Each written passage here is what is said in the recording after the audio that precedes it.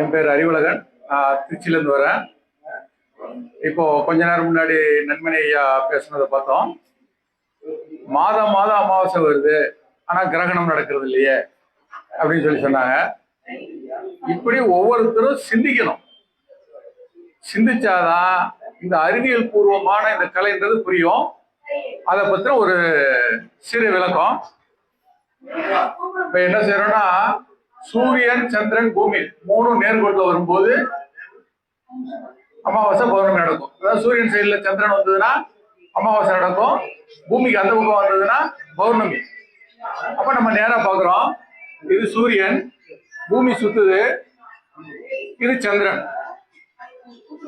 இப்ப இது வந்தது அப்படின்னாக்க இது பௌர்ணமி, ஒரு நேர்கோட்டில் இருக்க மாதிரி இருக்கும். இந்த சந்திரன் இங்க வந்ததுன்னா அமாவாசை. சரிங்களா? ஆனா இது சைட்ல இருந்து பார்த்தோம்னு வச்சுங்க, இது ஒரு முக்கோணம் மாதிரி இருக்கும். இப்படி இருக்கும், இப்படி இருக்கும். பௌர்ணமி தான் பாத்தீங்கன்னா இப்படி முக்கோணம் மாதிரி இருக்கும். என்ன காரணம்னா, சூரியனோட அச்சில இருந்து பூமி 23 டிகிரி விலகி சுத்தும். இந்த பூமியோட அச்சில இருந்து சந்திரன் 6 டிகிரி விலகி சுத்தும். அப்ப இந்த புள்ளி தான் இது. இது சூரியன், இது பூமி. அப்ப அமாவாசை அப்படி பாத்தீங்கன்னாக்கா என்னவும் இங்க வந்துடும். இப்படி வச்சுட்டு இங்க வந்துடும், இப்படி இப்படி இருக்கும். அப்ப சைட்ல இருந்து பார்க்கும்போது இந்த டிகிரி வந்து வேரி ஆகும். அதனாலதான் வர்றதில்ல. இது எப்போ நேர்கோட்டில் வரும்னா கரெக்டா 1.5 வருஷத்துக்கு ஒரு தரம் வரும். அது இப்போ இது சரியான ஆய்வுகள் இருக்கக்கூடியது.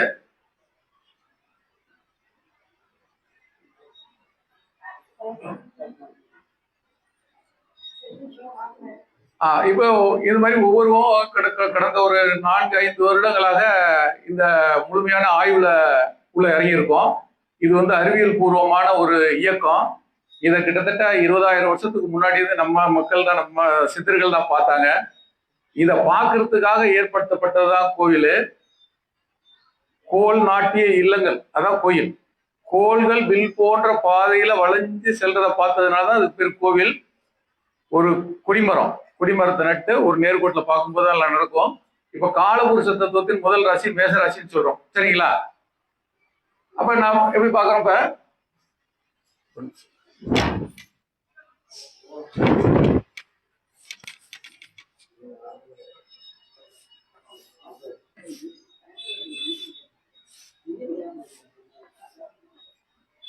இப்ப இதுதானே பாக்குறோம். இதுதான் மேச ராசின்னு வச்சிருக்கோம். நம்ம கேட்கும்போது ஏன் இந்த ராசி வருதுன்னு சொல்லி படிக்கும்போது கேட்டா யாரும் சொல்ல தெரியல. ஒண்ணு இங்கே இருந்து வரணும், இல்ல ரெண்டா பிரிச்சா இது வரணும். இது ரெண்டும் கேட்டா ஏன் இங்க இருக்குது? ஒன்னும் ஆரம்பத்துல இருந்து ஆரம்பிக்கணும், இல்ல பாதிக்கு இந்த பக்கம் ஆரம்பிக்கணும் அப்படின்னு பார்த்தா, இது வந்து கோயில்ல இருந்து பார்க்கும்போது கோயில் கருவறையில இருந்து நந்தி, கொடிமரம், ராஜகோபுரம் நேர்கோட்டில் உட்காந்துக்கணும். அந்த நந்தியோட கொம்புக்கு நடுவில் ராஜகோபுரம் வரும் மாதிரி இரவும் பகலும் சமமா இருக்க நாள் அதான் சூரியன் இளநடுக்கோட்டில் போகும். அடுத்த நாள் அதிகாலையில பார்த்தா இந்த கொடிமரத்துக்கும் இடது பக்கம், வலது பக்கம், அதாவது வடக்கு பக்கமா அந்த பூமி, இந்த தொடுவானத்துல கடல் மட்டமோ பூமி மட்டமோ இந்த மேச ராசி அப்படி கொஞ்சமா மேல வரும். இது மேல வந்து இப்படி போயிடும். இது எவ்வளவு நாள் இருக்கும் அப்படின்னா, இது 1800 வருடங்களுக்கு இந்த ராசி இருக்கும். இப்போ இந்த மேச யுகம் முடிஞ்சு மீன யுகம் உள்ள வந்துருச்சு. இன்னைக்கு மார்ச் மாசம் 21ஆம் தேதி நீங்க கோயில்ல உட்காந்து பார்க்கலாம். இன்னைக்கு ஆப் எல்லாம் வந்துருச்சு. நாசாவால வெளியிடப்பட்ட ஸ்டெல்லேரியம் ஆப்னு இருக்குது. அதை எடுத்து சிஸ்டத்துல இருந்து பார்த்தோம்னா நம்ம பார்க்க முடியும். இல்ல கோவில்ல உட்காந்து பார்த்தோம்னா கொஞ்சம் பயிற்சி தான் வேணும். மீன ராசி தான் முதல்ல வரும். இப்ப 2020 மார்ச் 21ஆம் தேதி மீன யுகம் வந்துருச்சு.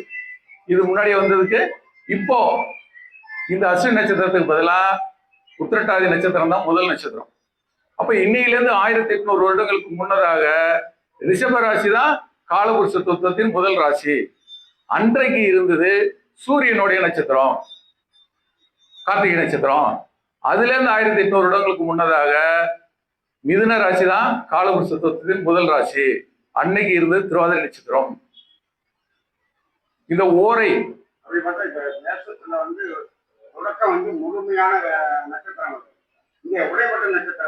இது ராசி மாறும்போது மாறி மாறி உடையும். ஏன்னா 9 பாதங்கள் எடுத்துருக்கோம் இல்லைங்களா? ஒரு ராசிக்கு 9 பாதங்கள் எடுத்திருக்கோம். இந்த 9 பாதத்துக்குள்ள 18 படி இருக்குன்னு சொல்லி கொடுத்துருக்காங்களா? நம்மளுடைய கல்வி இதெல்லாத்தையும் மறைச்சு 420 வருடங்களுக்கு முன்னதாக தெலுங்கர் ஆட்சி உள்ள வரும்போது தமிழையும் தமிழரை வெளியிலேத்திட்டு தெலுங்கு பார்ப்பனர்களையும் இந்த வடமொழியும் உள்ள கொண்டு வந்துட்டாங்க. அவங்களுக்கு உள்ள வந்த உடனே இது என்ன பண்றது, எப்படி கணக்கெடுக்கிறது இல்ல. 6 கால பூஜைன்னு எடுத்து சொல்றது இல்லைங்களா? நம்ம 6 கால பூஜை பண்றோம். முஸ்லிம்கள் 5 வேலை பண்றாங்க, யூதர்கள் 4 வேலை கும்பிடுறாங்க.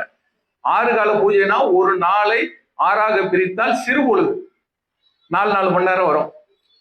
காலை அஸ்வினி கிடையாது. முதல் நட்சத்திரம் பாத்தீங்கன்னா இன்னைக்கு உத்திரட்டாதி தான் வரும். அது மாறாது. இது மாறவே மாறாது. இன்னும் 1800 வருஷத்துக்கு அப்புறம் பாத்தீங்கன்னா முதல் ராசி வருது, கும்பராசி வரும். அப்ப இது மீன யுகம். அப்ப இன்னைக்கு நம்ம தமிழ் வருட பிறப்பு மேச ராசியில சூரியன் உள்ளதுன்னு பாக்குறோம். இது தவறு. கணக்கெல்லாம் விட்டாச்சு. மேச ராசிக்குள்ளார எப்ப வந்துச்சு அப்படின்னா, மேசராசி வரல, மீன ராசி தான். மேச ராசியில எப்ப வரும்னு பாத்தீங்கன்னா ஏப்ரல் மாசம் 21ஆம் தேதி தான் வரும். ஒரு வருடங்கள். அது எப்படி கணக்கு பண்றது அப்படின்னா, அயனாம்சம் பார்த்திருக்கோம் இல்லைங்களா? அயனாம்சம் போடுவாங்க. எவ்வளோ? 24/12/54. இது ஒவ்வொரு வருஷம் குறைஞ்சிக்கிட்டே வரும். இந்த புள்ளி எங்க இருக்குது? அயனாம்சம். அயனாம்சம்னா என்ன அப்படின்னா, அயனம் என்றால் பயணம், அம்சம் என்றால் கோணம். சரிங்களா? இந்த சூரியனுடைய பயண கோணம் எங்க இருக்குது? 24 பாகை 12 கலை 54 விகலையில் இருக்குன்றாங்க. அது இங்க இருக்குன்னு வைக்கிறதா, இங்க இருக்குன்னு கிடக்குதா? நாம இங்க தானே பார்ப்போம். இது கிடையாது. ஏன்னா இப்ப பாத்தீங்கன்னா இதுக்கு சூட்சம் எங்க இருக்குன்னா, நம்பர் 28 பஞ்சாங்கம் இருக்கா? அதுல பாம்பு 3 பாங்கு வலதுல இருந்து இடது பக்கமா வருதா? வருது இல்ல? இது ஏன்னு என்னைக்கு யோசிச்சிருக்கோமா? ஒரு பாம்பு சந்திரன் பூமியை சுற்றுறதுனால வரக்கூடிய ஒரு பாம்பு, 2வது பூமி சூரியனை சுற்றுறதுனால ஒரு பாம்பு வருது. இந்த சூரியன் சக்தி மையத்தை சுற்றுவதனால் ஒரு பாம்பு வருது. அதான் இது. அதே மாதிரி பாத்தீங்கன்னா உருது ரைட் டு லெஃப்ட் எழுதுவாங்க. சரிங்களா? அப்போ இந்த சந்திரன் பூமியை சுத்துது, பூமி சூரியனை சுத்துது. சூரியனை பூமி 60 முறை சுத்துச்சுன்னா சூரியன் 1 டிகிரி மேற்காக நகரும். இந்த 60 கரணங்கள் தான் நம்ம பவ யுவ தாது பிங்கள பிளவ இப்படி வருஷங்கள் சொல்றோம் இல்லைங்களா? இது சமஸ்கிருதத்துல இருக்குது. இதுக்கு தமிழ் பெயர் உண்டு. இது தமிழ் பூமியினுடைய கரணம் என்று பெயர். அப்ப அதுல ஒரு பழமொழி சொல்லியிருப்பாங்க, கரணம் தப்பினால் மரணம். நான் பிறந்தது பிளவங்க வருடம். அப்ப பிளவங்கன்றது கரணம் சமஸ்கிருதத்துல. என்னோட வாழ்க்கையில் இந்த கரணம் வரலன்னா எனக்கு மரணம் வந்ததான் நிச்சயம். அதான் கரணம் தப்பினால் மரணம். அப்போ அதான் அந்த 60ஆம் கல்யாணம் பண்றது. அப்போ ஒரு ராசியில 30 டிகிரி இருக்கா, 1 டிகிரியை கிடக்கிறதுக்கு 60 வருடம் எடுத்துக்கும். அப்போ 30 டிகிரியை கட்டுறதுக்கு 1800 வருடங்கள் எடுத்துக்குது ஒரு ராசியா. இப்ப இங்கே வந்துருச்சு. முதல் ஆதி ஓரை தான். அந்த ஓரை அப்படின்னா என்னன்னா, உடு மகாதிசை அப்படிமாங்க. உடுனா நட்சத்திரங்கள், தனித்தனியாக நட்சத்திரங்கள். இதை ஒரு ஓரையாக கூட்டினால் அதுதான் ஓரை. நட்சத்திரங்களின் கூட்டம் தான் ஓரை. முதல்ல பார்க்கப்பட்டது ஆதி ஓரை. அதற்கு ஒரு அடைமொழி கொடுத்து திரு ஆதி ஓரை, அதான் திருவாதிரை நட்சத்திரம் நம்ம நீ கொண்டாடிட்டு இருக்கோம். இப்போ இந்த பஞ்சாங்கங்கள் உருவாக்கப்பட்டது 3800 ஆண்டுகளுக்கு முன்னாடி. அன்னைக்கு பாத்தீங்கன்னா திருவாதிரை நட்சத்திரம் தான் முதல் நட்சத்திரம். சரிங்களா? இப்படி நிறைய கணக்குகள் இருக்குது. இந்த அயனாம்சம் பார்த்தோம். அப்ப சாயனம், அப்ப நிராயனம். நம்ம பேசும்போது நிறைய பேஸ்புக்ல எல்லாம் எழுதுவோம். எல்லாம் பேசும்போது கொஞ்சம் பேர் அதிகபட்சமா 100 பேர் கேட்டுட்டு இருப்பாங்க. ஒருத்தர் 2 பேரு பதில் போட்ட மாதிரி அதிகபட்சத்தனமா பண்ணுவாங்க. தப்பு கிடையாது. அது சந்திரமான ஆண்டு, இது சௌரவமான ஆண்டு. அப்ப சந்திரமான ஆண்டுனா என்ன அது தெரியணும்ல. நம்ம நேரம் கேள்வி கேட்கலாம். சந்திரமான ஆண்டுனா எத்தனை ஆண்டு? ஒரு வருஷத்துக்கு எத்தனை நாள்? 324 நாள். 27 × 12 327 நாள் வரும். அப்ப சௌரமான ஆண்டுனா சூரியன் அடிப்படையில அது 365 நாள். இது வந்து எப்படி டாலி ஆகும்? இப்ப வாக்கியம் திருக்கணிதம் பாக்குறாங்க இல்லைங்களா, எவ்வளவு வித்தியாசம் இருக்குது. நிறைய சர்ச்சை போயிட்டு இருக்குது. அது ஏன்னு யோசிக்கிறதே கிடையாது. வாக்கியம் என்பது ஒரு மாதத்திற்கு 30 நாட்கள், 12 3 12 360. அப்போ ஒரு வருஷத்துல 5.25 நாள் வித்தியாசம் வருது. 10 வருஷத்துல 52.25 நாள் வித்தியாசம் வருது. 100 வருஷத்துக்கு 525 நாள் வந்துருச்சு. சூரியன் சனி பேச்சுல வித்தியாசம் வருதா? இவ்வளவுதான் வித்தியாசம். ஆரம்ப காலங்கள்ல முதல்ல இருக்கும்போது 360 டிகிரி நம்ம தான் சார் கண்டுபிடிச்சோம். டிகிரி நம்ம தீ தீ அப்படி சூரியன் வந்து தீயை கிரிவலம் வருது பூமி, தீ கோலத்தை கிரிவலம் வருது டிகிரின்னா, அவன் இங்கிலீஷ்ல டிகிரின்ட்டான். ஏன்னா ஒரு மாசத்துக்கு 30 நாள், 3 12 360 36 360 இருந்தீங்களா, இப்ப சுத்தி வந்துருது அப்படின்னு நம்ம கணக்கு படிச்சோம். அவன் அதை அப்படியே டிகிரின்னு வச்சுட்டான். இதை யோசிச்சிருக்கோமா? ஏன் 500 வைக்கல? அப்ப திருக்குறளுக்குள்ள இதே மாதிரி கணக்குகள் முழுமையா இருக்குது. இந்த மாதிரி எல்லாத்தையும் அழிச்சிருவாங்க அப்படின்னு சொல்லி 13.20 133 திருக்குறள் இருக்கு இல்லைங்களா, அதிகாரங்கள், அதிகாரத்துக்கு 10 பாடல், 1003 எல்லாமே கணக்கு. தமிழ்ல இருக்க 247 எழுத்துக்கள். சூரியனுடைய ஒரு பாத நகரு. சூரியன் இங்க ஆரம்பிச்சு சூரிய குடும்பம் சொல்றோம் இல்லைங்களா, சூரியன் எங்கெல்லாம் போகுதோ அங்கெல்லாம் இந்த கோள்கள்லாம் சேர்ந்து போகும். அதனாலதான் பேர் சூரிய குடும்பம். அப்ப இந்த சூரியன் இங்கேருந்து இங்க வந்து இப்ப இங்க வந்துருச்சு. 5 வருஷம் ஆகுது. 6வது வருஷம் வரக்கூடிய ஏப்ரல் 21 இதான் தமிழ் வருடப்பிறப்பு. உண்மையாலும் நீங்க பாத்தீங்கன்னாக்க அதாவது மேசராசி உள்ள வருது. இன்னைக்கு வெயில் கடுமையா இருக்குதா? அப்ப என்ன அர்த்தம்னா, கோவில்ல கொடிமரத்துக்கு கொஞ்சம் தள்ளி அந்த பக்கமோ இந்த பக்கமோ திருக்கோடின்னு ஒரு கல் இருந்திருக்கும், பாத்திருக்கீங்களா? கல்லு தூண் மாதிரி அடிச்சு வச்சிருப்பாங்க, உயரமா இருக்கும். இப்பெல்லாம் கிடையாது, இருந்ததெல்லாம் அகற்றிட்டாங்க. அது என்னன்னா திருக்கோடி அல்லது திருக்கடின்னு சொல்லுது பேரு. கடிகாரம் சொல்றோமா, நொடின்றோம், இதை கடிம்பாங்க. ஒவ்வொரு நொடிக்கும் ட்ராக் மாறி மாறி போயிட்டு இருக்கு. நிறைய விஷயம் சொல்றேன்றது. என்னைக்கு அந்த திருக்கோடி அல்லது திருக்கடியோட நிழல் அந்த பக்கம் இந்த பக்கம் உழுவாம அது உள்ளாரே உழுவுதோ, காலடியில உழுவுதோ, அன்றைக்கு அந்த சூரியன் அந்த நாட்டு அந்த ஊர் பகுதியில நேரம் வருதுன்னு அர்த்தம். முன்னாடி சொன்னீங்க 7 டிகிரி முன்னாடி வரும்போது அந்த பக்கம் 7 டிகிரி வரும்போது உண்மை. அது முன்னேழு பின்னேழுன்னு அக்னி நட்சத்திரம் சொல்றோமா, அந்த ஊருக்கு முன்னாடி 7 நாள்ல அக்னேஸ்வரம் ஆரம்பிச்சிடும், பின்னாடி 7 நாள்ல அக்னேஸ்வரம் முடிஞ்சிருது. அப்ப இன்னைக்கு பாருங்க நடந்துட்டு இருக்குது. முந்தா நாள் பார்த்தேன் நல்ல சுத்தமா எங்கேயும் உழுவல. அப்ப அக்னேஸ்வரம் இப்போ 3 நாள் தள்ளி வந்துருச்சு. இன்னைக்கு என்ன பாருங்க, நிலையில் இந்த பக்கம் இருக்கும். அப்ப இப்ப திருக்குறள்ல நம்ம எல்லாம் நினைச்சிட்டு இருக்கோம், சொல்லுவோம் திரிகோணம் தான் ரொம்ப பலமானது முக்கியமானதுன்னு சொல்லுவோம். அப்படிதானே ஜோதிடர் சொல்லிட்டு இருக்கோம். கேந்திரம் தான் உண்மையானது. ஏன்னா திருக்குறள்ல 7 சீர் இருக்கா, 1.25 அடி. மேல இருக்குது கேந்திரம், 4 கேந்திரம், கீழே இருக்குது 3 திரிகோணம். அதனாலதான் அது வச்சிருக்காங்க. திருக்குறள்ல நிறைய ஆய்வு பண்ணிட்டு இருக்காங்க. 4 வருடமா பலன் பார்க்கறதோட இதைத்தான் ஆய்வு பண்ணிட்டு இருக்கோம். அப்ப கோயில்கள்ல தான் இருக்கிறதெல்லாம் பார்த்திருக்காங்க. அப்ப இங்க நந்தி இருக்கு இல்லையா, இந்த நந்தி வந்து பாத்தீங்கன்னா வானத்துல இருக்குது, உலக நட்சத்திரம். நான் சின்ன வயசா இருக்கும்போது எங்க பாட்டி சொல்லுவாங்க, அதை பார்த்தா நல்லதுன்னு. என்னன்னு தெரியாம சொல்லிட்டு இருந்தோம். அப்ப இதை சொல்லி கொடுத்த சித்தர்கள் எல்லாம் இன்னைக்கு வந்து ஆக்சுவலா தஞ்சாவூர்ல சித்தர்கள் மாநாடு நடக்குது. அங்க பேசுறதுக்கு கூப்பிட்டதுனால போக வேண்டியது. அப்புறம் விஜயகுமார் ஐயா கூப்பிட்டதுனால எடுத்து போவோம், சரி நாளைக்கு போய்க்கலாம், நீங்க வந்தாச்சு. இந்த சித்தர்களை பத்தி நிறைய ஆய்வு பண்ணி வச்சிருக்க. நமக்கு இந்த சித்தர்கள் தான் ஆசிரியர்கள் சொல்லி கொடுத்துருந்தாங்க. இவங்க உள்ள வந்த உடனே யூதர்கள் 5 ஸ்டேஜ்ல வந்தாங்க. யூதர்னா இன்னைக்கு இருக்கக்கூடிய இஸ்ரேலியர்கள். வந்துட்டு இவங்களெல்லாம் புடிச்சு கழுவுல ஏத்துறது, கல்லை கட்டி கடல்ல போறது, கை காலை கட்டி நெருப்பு போட்டு இருக்கிறது, நாக்கு இருக்கிறது, மூக்கு இருக்கிறது, கண்ணை குத்துறது. சின்ன வயசுல எல்லாம் கேள்விப்பட்டு பார்த்தீங்களா, சாமி கண்ணை குத்தும் அப்படிம்பாங்க. அப்படின்னா என்ன அர்த்தம்னா, சாமி அப்படின்னா யாரை சொல்லுவோம்? பிராமணர்களை பார்த்தா சாமின்னு சொல்லணும். அந்த ஒரு பயத்தை வச்சிருந்தாங்க. 1978ல மிசா சட்டம் போட்டாங்களா, இந்த சாமியை திருப்பி போடுங்க மிசான்னு வரும். ஒரு பயத்தை உருவாக்கணும். எல்லாமே அது ஆபரேஷன் விஜய், இந்த மாதிரி விஜய் உள்ள அரசியல் கொண்டு வராங்கன்னு என்னுடைய குருநாதர் 5 வருஷத்துக்கு முன்னாடியே சொன்னாரு. 5 வருஷம் முன்னாடியே சொல்ல ஆபரேஷன் விஜய் அப்படின்னாக்க, விஜய்னா வெற்றி, வெற்றி கழகம் வச்சிருக்காங்களா டிவிக்கு, அந்தமானுக்கு விஜயநகரன் வைக்க போறாங்க, பேரை மாத்துறாங்க.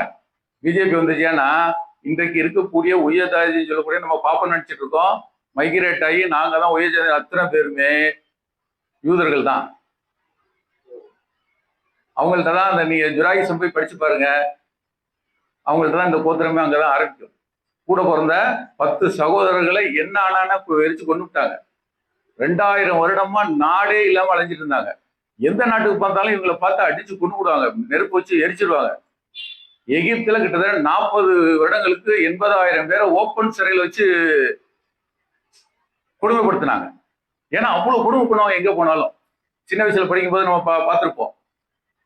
ஒருத்தர் வட்டிக்கு பணம் கொடுக்குறான், திருப்பி தர முடியலன்னா அக்ரிமெண்ட் போட்டுறான், 1 கிலோ சதையை வெட்டி எடுத்துக்கணும்னு சொல்லிட்டு. உண்மை தர முடியல, கோர்ட்டுக்கு போயிடுச்சு. அப்ப வாதாடுறாங்க என்னன்னு சொல்லிட்டு. வேற வழி இல்லை, கொடுத்தாகணும். அப்போ ஒரு வக்கீல் கொஞ்சம் புத்திசாலி சொல்றாரு, நீ வெட்டி எடுத்துக்க, 1 சொட்டு ரத்தம் வந்ததுன்னா உன் உடம்புல இந்த பக்கம் 1 கிலோ அந்த பக்கம் 1 கிலோ வெட்டி எடுக்கணும். அப்புறம் தான் விட்டாங்க. அது மாதிரி இன்னைக்கு நடக்கக்கூடிய போர் யூதர்களாலதான். இந்த ட்ராக்ல எங்கேயும் நடந்து போயிட்டு இருக்குது. அப்ப இந்த பயணம் சொன்னா, அயனம் என்றால் பயணம், அம்சம் என்றால் கோணம். சூரியன் இந்த வருடம் எந்த கோணத்துல போயிட்டு இருக்கு, இதுதான் அந்த அயனாம்சம். இது இப்படிதான் போகும். இதை சொல்லிக் கொடுக்க மறந்துட்டாங்க. நம்மளோட நூல்கள் எல்லாம் கிடைக்காம போச்சு. அனல்வாதம் அப்படிம்பாங்க.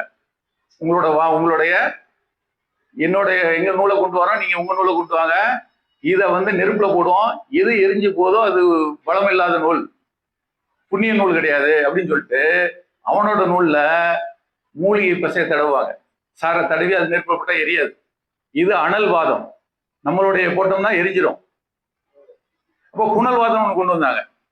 அப்ப என்ன பண்ணுவாங்க, இந்த நூலை கொண்டு வந்து தண்ணியில போடுறது. தண்ணியில போட்டா உள்ள போச்சு முழுகிருச்சுன்னா அது பலம் கிடையாது, நல்ல நூல் கிடையாது, தேவ நூல் கிடையாது, மிதந்துச்சுன்னா உண்டு. அப்ப என்ன பண்ணுவான், நம்ம நூலுக்குள்ளார எழுத்தாணியை உள்ள வச்சு கட்டி உள்ள போட்டுருவாங்க. அது ஊர்னவனும் உள்ள போயிடும். அவனோட நூல்ல வெட்டி வேற வச்சு கட்டி போடுவான். ஊர்னவன மேல மிதக்கும்.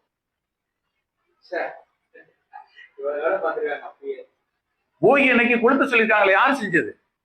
இதெல்லாம் அவங்களுடைய இப்ப 2 நாளைக்கு முன்னாடி போட்டிருக்க வாளறிவன் ஜோதிட களஞ்சியம் அப்படின்னு சொல்லி யூடியூப் சேனல் வச்சிருக்க.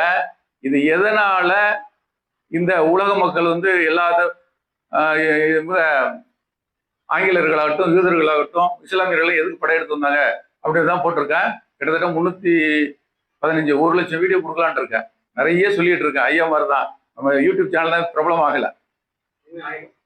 அப்போ வரும்போது கோயில்ல போய் கேட்பாங்க, சாமி ரொம்ப கஷ்டமா இருக்கு, ஏன்னா நம்மள எல்லாம் படிக்க விடல, படிச்சவங்க எல்லாம் கழுவில் எடுத்து கொண்டுட்டாங்க.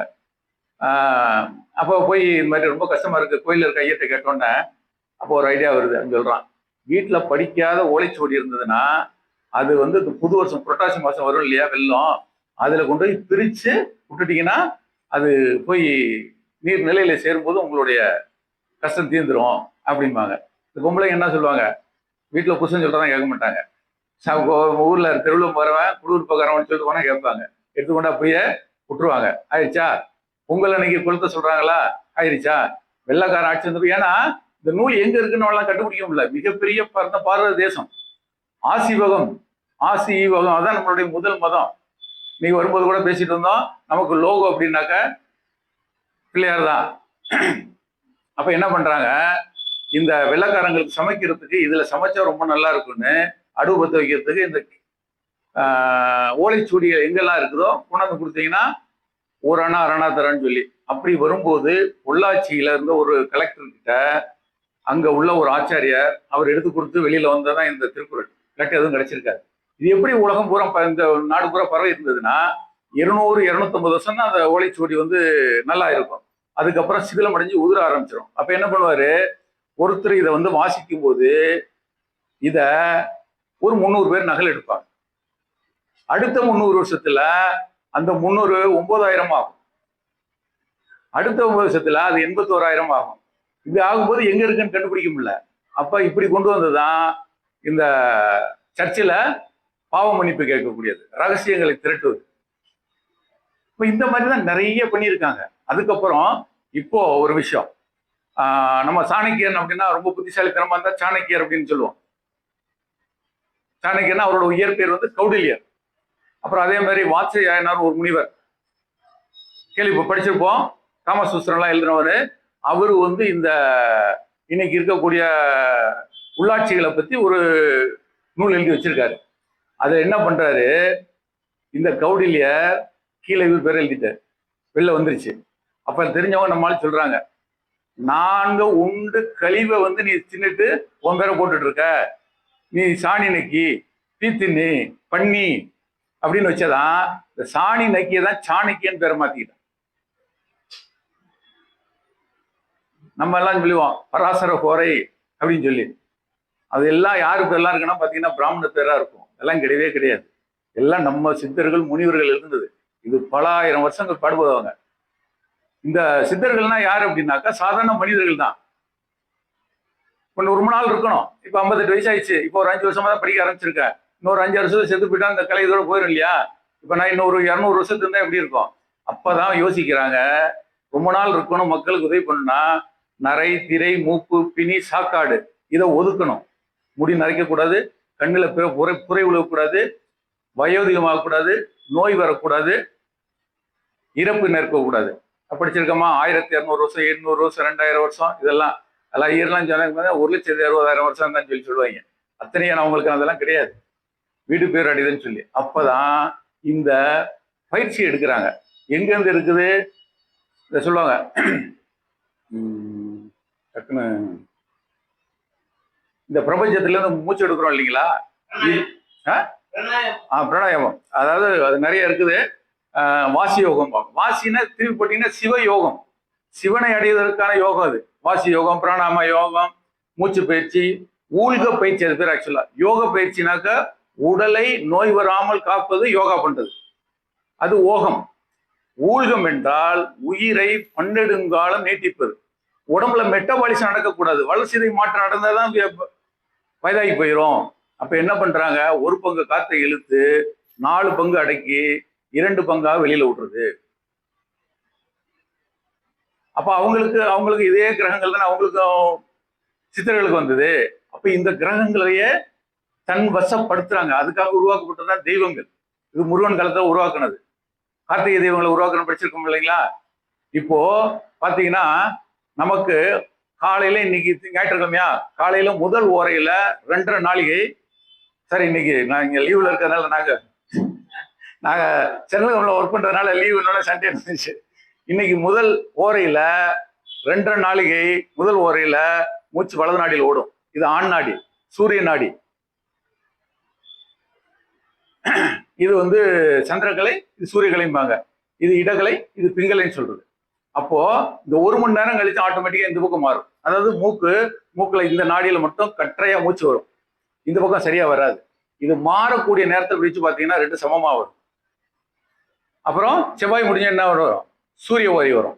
அப்போ இதுலதான் ஓடும். சூரிய ஓரை முடிஞ்சு சுக்கிர ஓரைக்கு இந்த பக்கம் வந்துடும். அப்புறம் புதன் ஓரை, சுக்கிர ஓரைக்கு ஓடும். அடுத்தது சுக்கிர ஓரை, புதன் ஓரை, சந்திர ஓரை முடிஞ்சிட்டு சனி ஓரைக்கு இந்த பக்கம் மாறிடும். சனி ஓரை முடிஞ்சு குரு ஓரை ஓடணும் இல்லைங்களா? தேய்பிரை பிறந்தவங்களுக்கு தேய்பிரையில இருந்து குரு ஓரை வந்து பெண்ணாக இடது பக்கத்துல ஓடும். பாவகரமா செயல்படும் அது. இதை சித்தர்கள் கண்டுபிடிச்சிருக்காங்க. அப்ப குரு ஓரை முடிஞ்ச உடனே திரும்ப செவ்வாய் ஓரை வந்துடுது. அப்போ இதை மாத்துறாங்க. எப்படி மாத்துறாங்க? ஒரு தண்டம் வச்சிருப்பாங்களா, ஒரு கமண்டலமும் தண்டமும் வச்சிருப்பாங்க, நம்ம பார்த்துருக்கலாம். நடக்கும்போது இங்க வச்சு நடப்பாங்க. இந்த இடத்துல ஒரு நரம்பு இருக்கு. இது இப்படி அழுத்தம் கொடுத்தால் ஆட்டோமேட்டிக்கா இந்த பக்கம் மாறிடும். ஐயாவுக்கு தெரியும். அப்போ படுத்துட்டு இருக்கோம் அப்படின்னா இந்த மண்டலம் செக் பண்ணலாம்.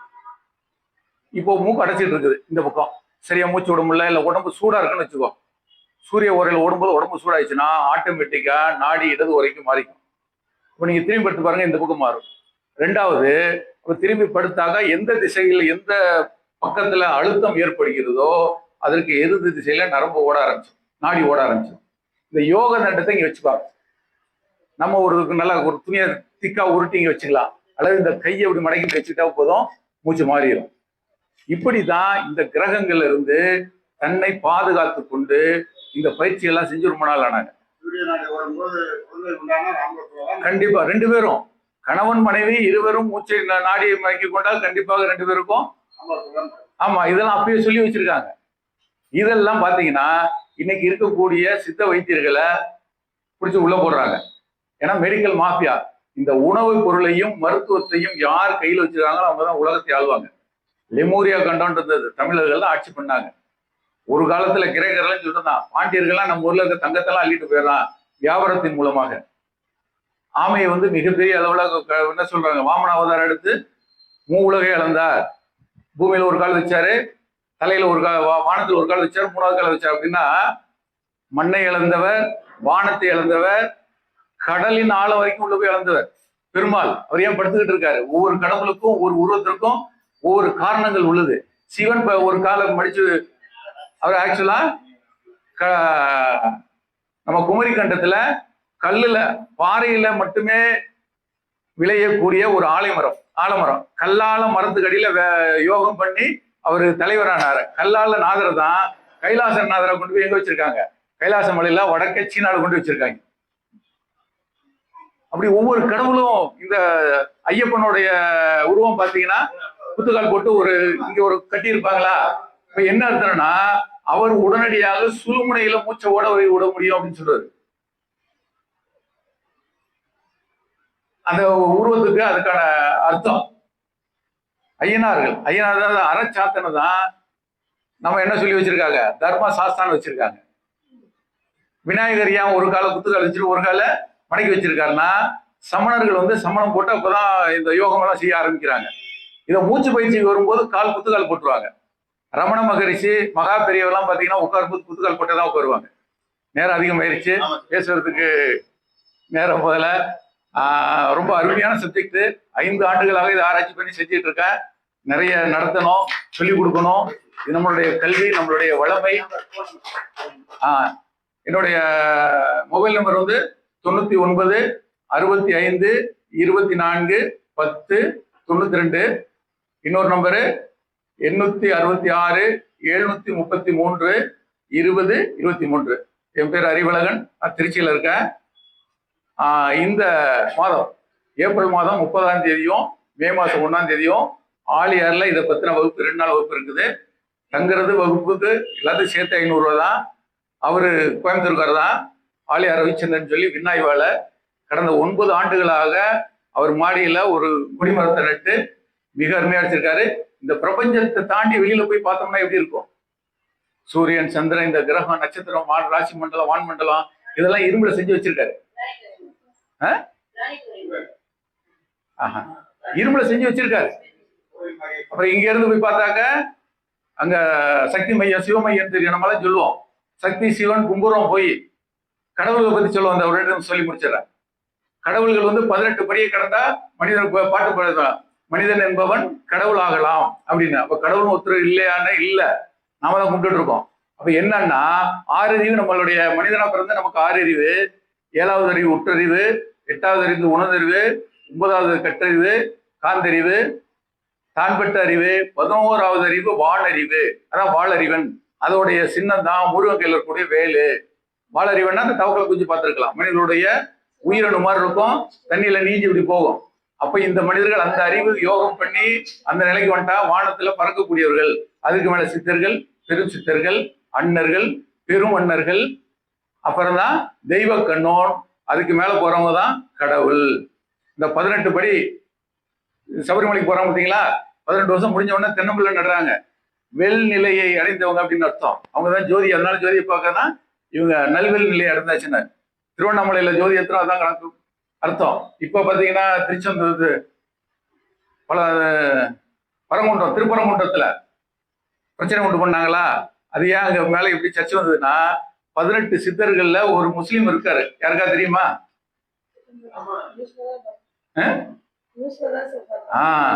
ராமதேவர் அப்படின்றவரு. அவரு அங்க போய் யாக்கோபு சித்தரா வந்து 30 ஆண்டுகள் அங்க சமாதி நிலையில இருந்துட்டு இங்க வந்து செஞ்சவர்.